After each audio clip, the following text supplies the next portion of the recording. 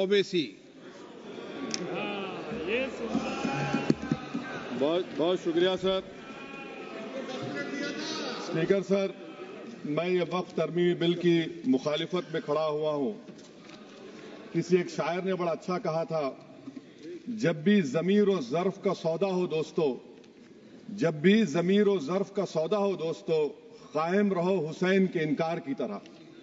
Sir, ये वक्फ तरमीमी bill Bharat के गयूर मुसलमानों के ईमान पर, इबादत पर एक हमला है।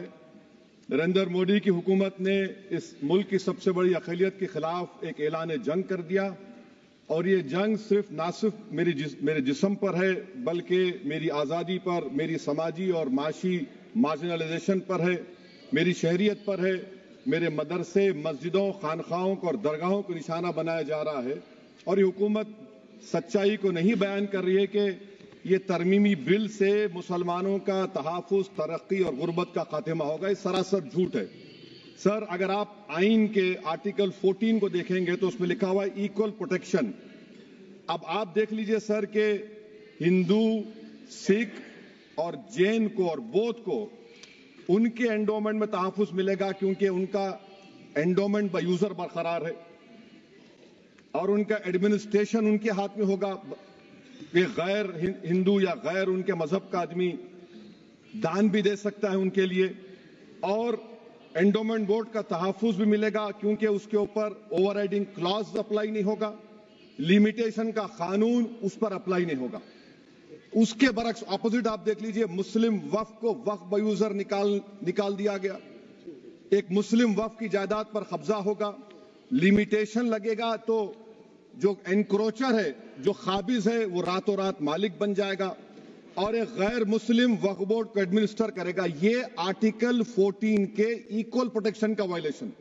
अब आर्टिकल 14 में सर इक्वालिटी बिफोर लॉ भी है, और उसका कैसा वायलेशन हो रहा है कि कोई आर्बिट्ररी स्टेप नहीं ले सकता और कोई भी ऑफिशियल किसी भी तरीके से गलत आर्बिट्ररी फैसला नहीं लगा। यहां पर आप एक डेजिग्नेटेड ऑफिसर को रखकर वो फैसला लेगा कि ये जायदाद वक्फ की है, गवर्नमेंट की है। क्या ये प्रिंसिपल्स ऑफ नेचुरलिटी के खिलाफ नहीं है जिसका तकर्रुर एग्जीक्यूटिव करती है? ये हमारे theory of separation of powers, Bharat के आइन का बेसिक स्ट्रक्चर का हिस्सा है। क्या इसका वायलेशन नहीं है? सर, आर्टिकल 25 का वायलेशन कैसे है कि आप मुसलमानों से वक्फ बाय यूजर छीन रहे हैं और फिर आप कर्ब कर रहे हैं वक्फ वाल औलाद को, मगर वहीं पर दूसरे धर्म के मानने वालों को उनके मजहब पर चलने की पूरी इजाजत है। लफ्ज जो आर्टिकल 25 में इस्तेमाल हुआ सर, वो इक्वली एंटाइटल्ड, यहां पर मुसलमानों के इक्वल एंटाइटल्ड नहीं हो रहा। अभी हम गृह मंत्री का, वजीर दाखिला का यहां पर उनका हमने तकरीर सुनी, यहां पर वो ये कहते हैं, वजीर दाखिला, शायद वो कटमुल्ला की जबान ना कह दें, वजीर दाखिला कहने पर वजीर दाखिला ने अपने बयान में कहा कि बोर्ड और काउंसिल जो होगा वो माने वक्फ इस्लाम से अलग है। सर, अगर ये बात सच है आपकी, तो फिर आपको ये कानून बनाने की जरूरत ही नहीं है, आप एक नॉन स्टैट्यूटरी बॉडी बना दीजिए।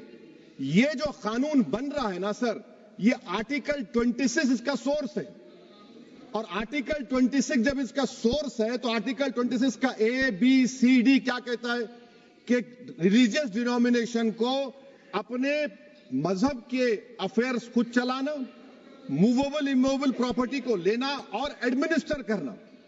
जब हिंदू धर्म को, बौद्ध धर्म को, सिखों को यह राइट दिया गया है, तो आप कैसे मुसलमानों से छीन रहे हैं? तो ये आर्टिकल 26 का ग्रेव वायलेशन है। तो सर, अब वक्फ बाय यूजर का मामला देखिए, मिनिस्टर साहब ने कहा कि एंक्रोचमेंट हो रहा है, 17,000 एंक्रोचमेंट हुए हैं।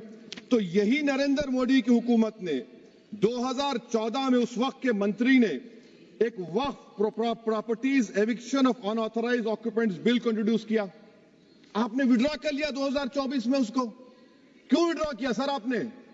जब आप मान रहे थे कि एंक्रोचमेंट हो रहा है तो आपने बिल को विड्रॉ कर लिया। अच्छा सर, अब वक्फ बाय यूजर को आपने निकाल दिया, माने कंडीशन क्या लगाए कि अगर उसमें डिस्प्यूट होगा और गवर्नमेंट प्रॉपर्टी होगी।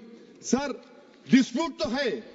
मिसाल के तौर पर मोहिबुल्लाह साहब जिस मस्जिद के इमाम है, पार्लियामेंट के सामने मस्जिद है सर, 123 प्रॉपर्टीज में मस्जिद है, डिस्प्यूट चल रहा है, कल कलेक्टर या डिस्ट्रिक्ट ऑफिसर बोलेगा कि भाई साहब ये गवर्नमेंट प्रॉपर्टी है, स्टिकर लगा दिया जाएगा, मस्जिद बंद गवर्नमेंट प्रॉपर्टी हो गई, होगी ना सर? अब ये बताइए, आप जब से यहां पर पूरे बीजेपी रूलिंग पार्टी हमको ज्ञान दे रहे हैं कुछ नहीं होगा, कुछ नहीं होगा, मैं दलील के साथ बता रहा हूं आपको। ये मस्जिद दिल्ली गवर्नमेंट बोलती हमारी है, वक्फ दिल्ली वक्फ बोलता हमारी है, तो सर वक्फ बाय यूजर, अगर मैं अपनी गवर्नमेंट के खिलाफ वक्फ बोर्ड वक्फ बाय यूजर इस्तेमाल नहीं करेगा तो क्या है सर? अच्छा, ये अमेंडमेंट जब हो जाएगा तो मुझे कहने दीजिए सर, सिर्फ प्राचीन मंदिरों की हिफाजत होगी, मस्जिदों की नहीं होगी। अब सर आप आ जाइए, अगर डिस्प्यूट मेरा एंशिएंट मॉन्यूमेंट से वक्फ का, एक मिसाल दे रहा हूं, दिल्ली में 172 वक्फ प्रॉपर्टीज एएसआई कंट्रोल में है, मैं तो हार ही गया वो, क्योंकि मेरे पास डॉक्यूमेंट नहीं है। आप कह रहे हैं कि डॉक्यूमेंट चढ़ाओ, अगर मेरा गवर्नमेंट से डिस्प्यूट चल रहा है मैं तो क्लेम ही नहीं कर सकता, क्योंकि आप जज बनेंगे, आप ही फैसला करेंगे, और जब तक आप फैसला नहीं करते वो वक्फ की प्रॉपर्टी नहीं होगी। वो प्रोविजन डाल दिया आपने। अच्छा, अगर मेरा डिस्प्यूट एंक्रोचर से होगा सर, तो एंक्रोचर में तो आपने तो 107 को डिलीट कर दिया, आप रातों रात खाबिज को, एंक्रोचर को मालिक बना रहे हैं। सर मैं ये पूछना चाहता हूं आपके जरिए हुकूमत से, एक मुंबई में एक बहुत बड़े दौलतमंद है, खोजा बरादरी का यतीम खाना था, उन्होंने 2004 या 5 में 22 करोड़ में खरीद लिया। वो केस सुप्रीम कोर्ट में कि आप उनको मालिक बनाना चाहती है लिमिटेशन एक्ट अप्लाई करके, हमको बताइए, हम जानना चाह रहे हैं। और सच्चर कमेटी ने सर 2007 में कहा कि दिल्ली के 123 प्रॉपर्टीज की मार्केट वैल्यू 6000 करोड़ की। आज हम 2025 में आ गए, क्यों आप उन प्रॉपर्टीज के खिलाफ पड़े हुए? 1976 में उस वक्त के वजीर आजम इंदिरा गांधी लेटर लिखा, इसको आप दे दीजिए, मगर आप उसको मानने को तैयार नहीं है। तो सर और एक जो झूठ फैलाया जा रहा है, management empowerment efficient development, sir this bill takes any management from the hands of Muslims, disempowers the waqf in comparison to any other stakeholder, takes away the efficiency of administration and hampers development. Waqf disempowerment in the name of efficiency, inefficiency is being created. The progress of development from pre-independence till today sought to be destroyed. Sir अभी हमारे home minister साहब ने फजल पुकाया case का जिक्र किया। Sir मैं आपसे गुजारिश करूंगा कि होम मिनिस्टर जरा अच्छे लोगों को रखकर इंफॉर्मेशन ले। फजल पुकाया का ऑबिटर क्या है? इट इज ऑबिटर, वो रेशियो डिसेंडेंटाई नहीं है जो आपने कहा है। अच्छा सर, शेड्यूल ट्राइब के बारे में कहा, क्या शेड्यूल ट्राइब में मुसलमान नहीं होते? शेड्यूल कास्ट में नहीं होता मुसलमान, शेड्यूल ट्राइब में मुसलमान होता। तो क्या आर्टिकल 25 मेरा चला गया, आर्टिकल 26 चला गया, आर्टिकल 14 चला गया, 15 चला गया, 29 चला गया? लक्षद्वीप का एक मुसलमान एमपी है, क्या उसको राइट नहीं है क्योंकि ट्राइबल है? क्या कह रहे हैं आप? इस ऐवान को क्यों गुमराह कर रहे हैं आप शेड्यूल ट्राइब के नाम पर? सर और एक चीज जो आपको बता रहा हूं सर, अब आप जब आर्टिकल 26 से मेरा सोर्स है, तो आप सेंट्रल वक्फ काउंसिल में 22 में से 11 आप नॉन मुस्लिम को बना सकते हैं। रिलीजन न्यूट्रल आपने कह दिया, और आप बनाएंगे, क्यों बनाएंगे आप? स्टेट वक्फ बोर्ड में 7 नॉन मुस्लिम होंगे और 4 मुसलमान। क्यों होंगे? क्योंकि आप लॉ में 95 में डायरेक्ट मैनेजमेंट में ले सकते हैं 5 साल के लिए। आप वक्फ बाय यूजर को आप कलेक्टर डिस्ट्रिक्ट ऑफिसर बोलेगा ये वक्फ की प्रॉपर्टी नहीं है, तो वो वक्फ बोर्ड खामोश बैठ जाएगा, कुछ एक्शन ही नहीं लगा, क्योंकि वो आपके प्यादे हैं। अच्छा, जब आप नॉमिनेट करेंगे सर मैं मोदी गवर्नमेंट के खिलाफ नो कॉन्फिडेंस ला सकता हूं, मगर वक्फ बोर्ड का चेयरमैन जो नॉमिनेट होगा उसके खिलाफ नो कॉन्फिडेंस नहीं ला सकते, हम बिल्कुल नहीं ला सकते। क्या मजाक है बताइए आप? ये डेमोक्रेसी है। नॉमिनेट भी स्टेट गवर्नमेंट करेगी, वो अगर डिक्टेटर बन जाएगा जैसा आज भारत में हो रहा है तो वो भी नहीं हटेगा। कम से कम यहां पर तो इलेक्शन है, वहां पर तो आप 5 साल झेलते रहो उसको। अच्छा सर, अब ये जो क्लॉज 11 और क्लॉज 9 आप 16AA से देखिए, where the qualification of the members of the board has been limited only to 3 categories contained in 14(1)(c). Intention is very clear that the majority is to be packed with non-Muslims. So who will defend my interests, sir? If I cannot depend on the state waqf board, central waqf council, which are going to comprise non-Muslims, this in itself is a clear violation of Article 26, 14 and 15, sir. अच्छा sir, CO पहले 95 act में था कि word मुस्लिम, आपने गायब कर दिया उसको। अरे आखिर क्यों इतनी नफरत है आपके लफ्ज मुसलमान से? अच्छा फिर क्या कह रहे हैं आप कि ये भी आर्टिकल 26 का वायलेशन है। सब जितने हिंदू धर्म के प्रॉपर्टीज हैं, सिख धर्म के हैं, बौद्ध के हैं और आपके जैन के, वहां पर उन्हीं के मजहब का ऑफिसर होगा। और कहां पर नहीं होगा? वक्फ बोर्ड में। वक्फ board is a pure religious institution, इसको समझने की जरूरत है। तो आप ये कर दे रहे हैं सर। अच्छा सर आप देखिए, अब आप आ जाइए ये ट्राइब्यूनल पर। मुझे समझ में नहीं आया सर कि हमारे होम मिनिस्टर वजीर दाखिला ने क्या कह दिया कि 2013 का जो कानून है वो नहीं बनता तो हम नहीं लेके आते। मैं बड़े अदब के साथ उनसे पूछना चाह रहा हूं कि क्या उस वक्त राजनाथ सिंह साहब, अडवाणी साहब, हमारी लेट सुषमा स्वराज, ये बड़े बड़े नेता यहां बैठे थे?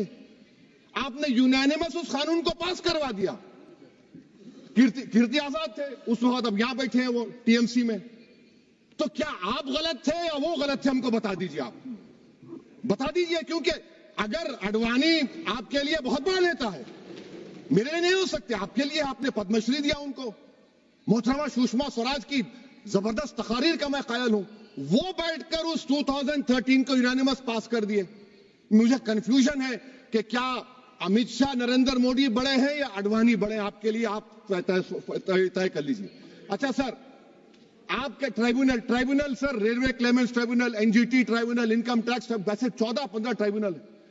हिंदू एंडोमेंट का ट्राइब्यूनल, सबका अपील नहीं होती, रिव्यू होता है। गृह मंत्री सरकार कह रही है कि नहीं रोक दिए, रोक लगा। कैसे रोक लगाते हैं? रिव्यू अपील में तो फर्क होता है ना सर। आप ही कह रहे हैं कि पूरे कोर्ट्स में बैकलॉग है और आप अपील कर रहे हैं। अच्छा सर, रिटायर्ड डिस्ट्रिक्ट जज 95 में सिटिंग डिस्ट्रिक्ट जज था, जो एडमिनिस्ट्रेटिव कंट्रोल था सीजीआई साहब, उसको निकाल दिए। अच्छा सर, अब आप अभी हमारे मंत्री साहब ने कहा trust, sir Shri Sai Baba trust 2004, वो ये कहता है जो ऑफिसर उसमें काम करता उसको साई बाबा का डिवोटी होने चाहिए और उसको डिक्लेरेशन लिख के देना पड़ेगा। यहां पर हो रहा तो यहां पर क्यों नहीं हो रहा? अच्छा सर, आप फिर देख लीजिए, ये आपका हो गया सर। हाँ, अब अमित शाह साहब ने सेक्शन 2A के बारे में कहा और उन्हें इस बात का इकरार कर लिया कि दाऊदी बोहरा के लिए यह बनाया गया है। मगर मैं आपके जरिए से गवर्नमेंट से पूछना चाह रहा हूं, आपने तो उस प्रोवाइजो में दाऊदी बोहरा का नाम ही नहीं लिखा। आपने उनको भी थैंक यू कर दिया, उनका नाम क्यों नहीं लिखा आपने? और सर, और गवर्नमेंट क्या कर रही है?